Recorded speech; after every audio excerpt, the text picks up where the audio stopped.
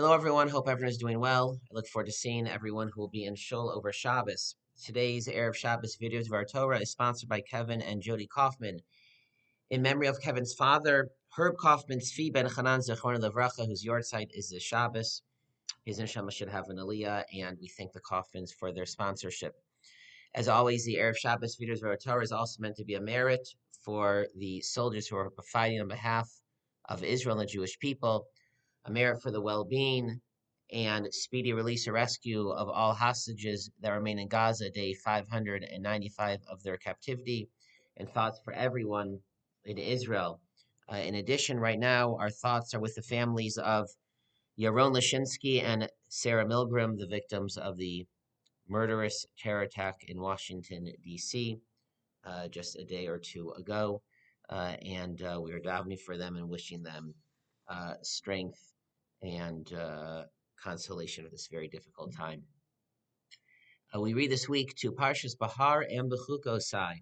And Behar opens speaking about Shemitah, that every seventh year is forbidden to work the land of Israel, and debts are canceled. And then on the Yovel year, the 49th year, all land in the land of Israel goes back to the original ancestral owner of such land, even if all parties in a sale agree. I'm selling you my land forever. Still, after 49 years, or when we reach Yovel, the land goes back to the original owner.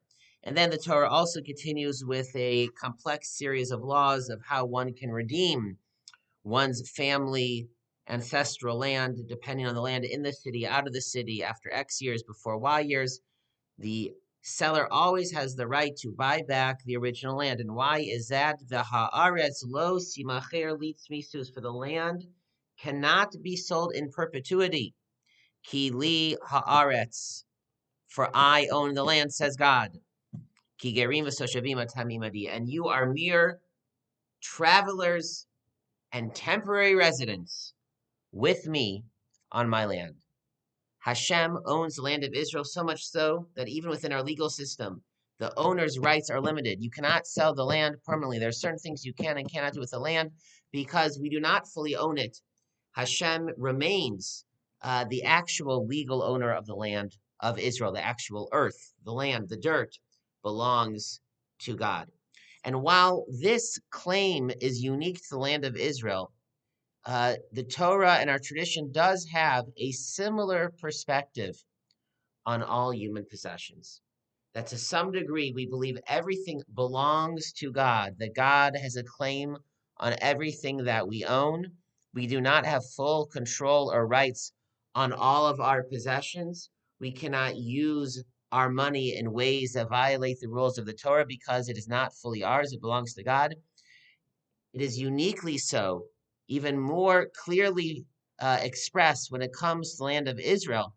There are greater limitations, but to some degree, this is true for anything that a person owns. A person cannot say, it's my money, I earned it fair and square, legally, and therefore I can decide what I want to do with it. That is not so. Why? For the Mishnah in Pirkei Avos says, Tain lo mishalo. You should, you must give back to him that which is his. She'ata v'shelcha shelo. For you and yours are his. Everything that we own, to some degree, still belongs to Hashem. The reason that is so is because she'ata v'shelcha shelo. For even you, your very body, your personality, your soul belongs to Hashem. We belong to Hashem, and thus everything we own belongs to Hashem. When it comes to the land of Israel, Hashem has a direct claim on it. When it comes to our regular possessions, the stuff that we have in our house, it's because we are in debt to Hashem. It's because we can't say that we earned it, we built it, because we only use the tools and the capabilities and the very life that Hashem gave us.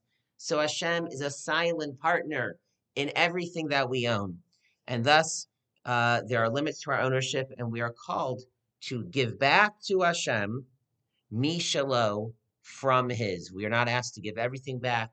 We obviously have needs and necessities. We are allowed to enjoy our possessions beyond the bare minimum, but we also are called, we are obligated, we are duty bound to also give back to Hashem, whether that is through tzedakah, or using our possessions for other mitzvah purposes. The commentaries explain there are numerous purposes and benefits for such a perspective. Rashi writes that therefore you should not withhold, you should not be stingy, you should not think you can or you should not spend money. You have to realize you only have this money because Hashem gave it to you, because Hashem, so to speak, lends it to you. He entrusts it with us. It is still His, and we are merely the stewards of it, so we must give some back. Rabbeinu Yonah says that this teaching is meant to give us a perspective that will let us have greater simcha in our lives, greater joy, greater appreciation, that we'll never become accustomed to or take for granted our possessions. That every day we wake up and it's like we're so fortunate we've been given this gift to stay in this beautiful home or to enjoy all of these possessions. Everything is a gift. Nothing is really ours, and yet we can use it, we can enjoy it, and is meant to give us a more joyous and lighter and less anxious perspective and relationship with our money. And finally, other Mefarshim say that the purpose of this teaching is to tell us, Tein lo mishalo, give back. Give back, whether it's through tzedakah, give back, spend money on Torah and mitzvos. But you should know, you have to realize you're giving back His. It's not your money. Therefore, you can't waste it, and you shouldn't even waste it in Torah and mitzvah pursuits. You have to realize you've been given this, entrusted this with this money, to use it well, to use it wisely, in general life and even within the realm of Torah mitzvah. So you should think, what is the best way for me to use my money and my possessions, more broadly, my time and everything that Hashem has blessed me with? What would be the most impactful use for spreading Hashem's name, for making a Kiddush Hashem, for helping myself and others grow in Torah, in mitzvos? You shouldn't just waste the money and throw it away, even to a good cause. Tein lo mishalo, this is a gift that's been given to you, so make sure to use it wisely. People speak of having a positive mindset and a positive and healthy relationship with our money, and that's certainly true. We shouldn't let our money control us. We shouldn't let our money create greater anxiety and fear for us. We should have a healthy relationship with our money, and we're also supposed to have a healthy Jewish Torah relationship with our money. And the foundation of such a perspective comes from our parsha, Ki li haaretz, for the land is mine, Hashem says, Ki gerim v'soshavim atem imadi, you are invited guests into my world, Hashem says. The Mishnah in Pirkei Avos, Shata v'shalcha shelo, we should appreciate.